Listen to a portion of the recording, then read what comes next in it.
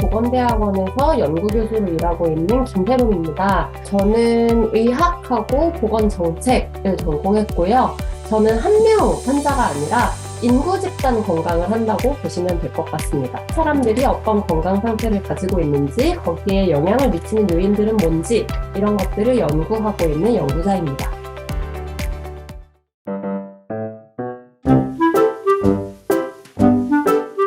사실 저는 월경통이 좀 있는 편이어서 중고등학교 때부터 꽤 고생을 많이 했었어요. 나는 왜 매달 이렇게까지 아파야 되지? 이렇게까지 약을 많이 먹어야 되지? 굉장히 억울하다.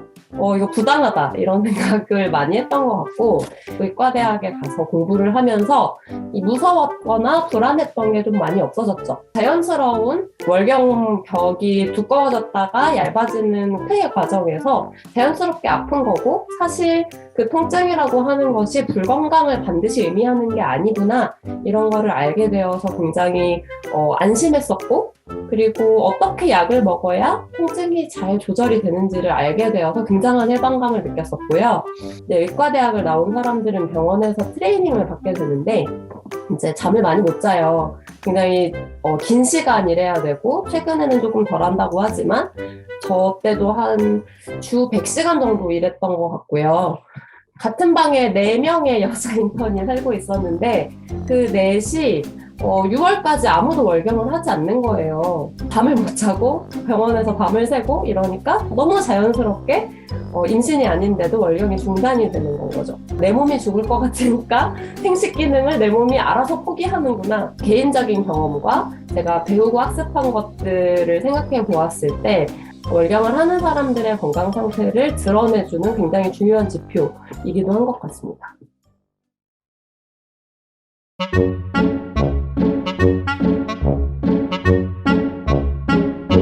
짜증난다, 화난다, 억울하다, 이거 너무 이해가 되고요. 일단은 제일 큰 거는 내가 통제할 수 없는 현상이라는 거겠죠. 젊은 사람들에게는 굉장히 좀 특수한 경험이겠지만 이제 나이 들어서 이런저런 질병을 가지고 계신 분들이랑 이야기를 해보거나 책을 읽어보면 신체 질환을 가지고 있는 많은 사람들이 비슷한 얘기를 하거든요. 내 맘대로 통제할 수 없는 내 몸이라고 하는 게 있고, 나는 그것과 굉장히 잘 달래가면서 잘 지내야 된다.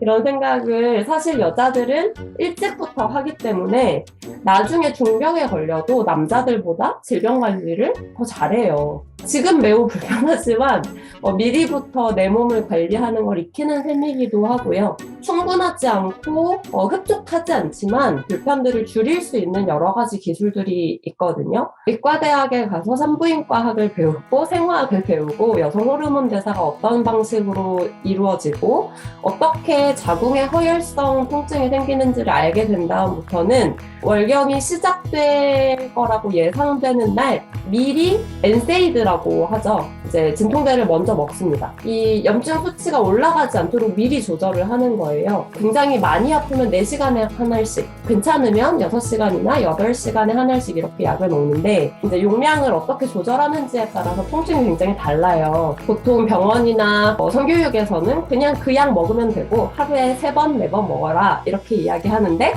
만약에 우리가 더 많이 이야기하고 더 많이 교육을 받을 수 있으면 통증에 대한 조절을 더 잘할 수 있고 그것이 지금처럼 싫지는 않을 수도 있을 것 같아요. 요즘 최근에 많이 이용하는 임플라논 같이 그런 장치를 넣으면 월경량이 굉장히 많이 줄고 그 월경량이 준다는 거는 월경통도 좀 덜하다는 의미인 거죠. 훨씬 더 많은 기술들이 있으니까 그런 것들을 적극적으로 고려하시는 것도 내 월경 상태를 조금 덜 싫어하고 내가 조절할 수 있다라고 느끼게 되는 방식이기는 한 것 같습니다.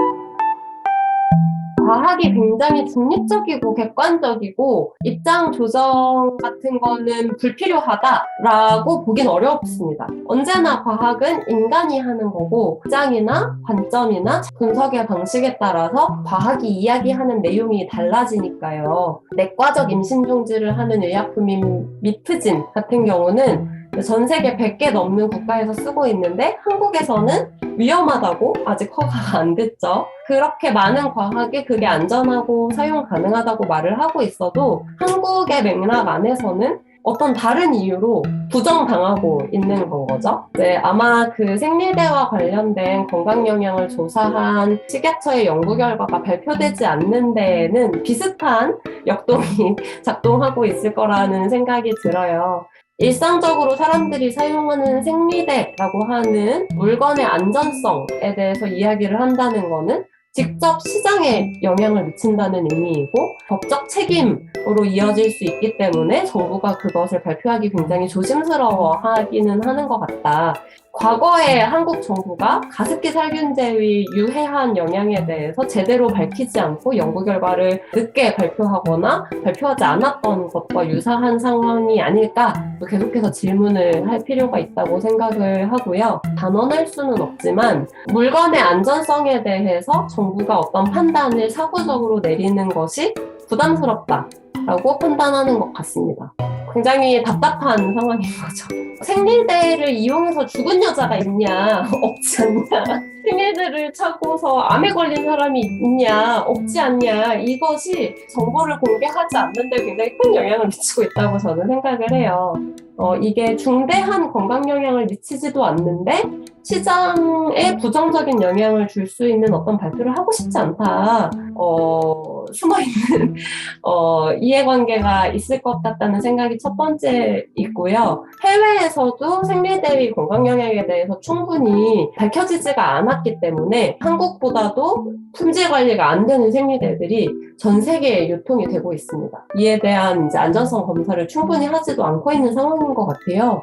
저는 국제연대 하면 너무 좋을 것 같다고 생각하는데요. 너무 야심찬가요? 생리대를 전 세계에서 모으는 거예요. 그런 다음에 한국에서 그거를 검사를 하는 거죠. 거기에 어떤 물질이 들어있는지, 그게 어떤 위험이 있을 수 있는지, 그리고 그것을 그 나라의 여성들에게 알리고 우리 좀 더 안전한 생리대를 글로벌 여성 인권으로 주장하자 이렇게 이야기하면 정말 가슴 벅차지 않을까 생각도 해봅니다.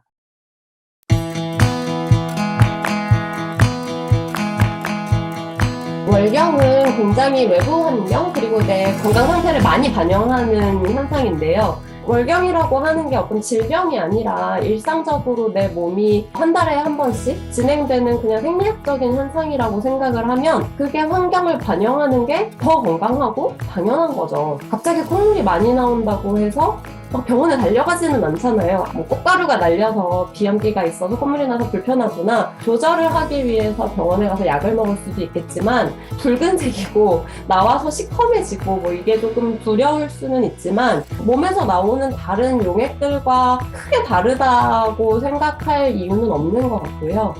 임신을 준비하기 위해서 특정한 영양분을 비축해놨다가 자궁벽을 만들었다가 다시 소퇴시켰다가 왔다 갔다 하는데 너무 갑자기 살이 빠지거나 찌는 것 같이 심각한 변화가 생기면 그때 수퇴를 하게 되면 불리하겠죠? 몸의 밸런스가 깨진 상태니까 몸은 언제나 항상성을 유지하고 싶어 하기 때문에 그렇게 급격한 변화가 생기는 시점에는 지금은 그러면 임신을 하지 말자 이렇게 조정이 되는 거예요. 사실 월경 주기가 변하는 것 그 자체에 대해서 너무 걱정을 하거나 너무 우려를 할 필요는 없는 것 같아요. 일단 첫 번째 챙기실 거는 임신 가능성이 있는지를 생각을 해보셔야 될 것이고, 두 번째는 잠을 충분히 잤나? 새롭게 먹기 시작한 약은 없나?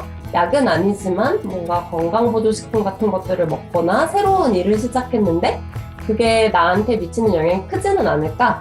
이렇게 내 몸이 말하는 시그널로 이해를 하시면 더 좋을 것 같습니다.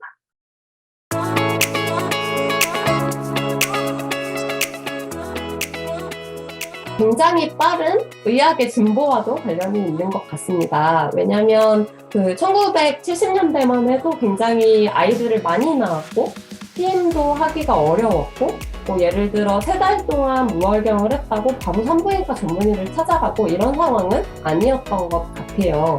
과거의 산부인과는 주로 어떤 일을 했냐? 아이를 낳다가 죽는 여자들이 없게끔 노력했죠. 많은 의학이 죽지 않게 만들기를 1번 목표로 하고 있습니다. 그러니까 사실 월경이 뭐 이틀 밀렸어요, 뭐 양이 약간 더 많아졌어요, 이런 거에 대해서 사실 의사들은 좀 당황합니다. 그거 왜 나한테 얘기하지? 내가 해줄 수 있는 게 없는데? 그러니까 주로 관심이 있는 것은 죽을 병에 관심이 있는 거예요. 사실 현대의학이라고 하는 거는 그런 환자가 오면 암이 있나? 감염이 됐나? 심각한 무엇이 있나? 확인해보자, 이렇게 생각을 하고 여러 가지 검사를 한 다음에 죽을 병 없으니까 가세요, 이렇게 돼버리는 거고, 사실 내가 궁금했던 나의 월경 주기가 왜 이렇게 변했을까, 왜 나는 불규칙하게 월경을 할까, 이런 거는 답을 얻기가 조금 어려울 때도 많죠.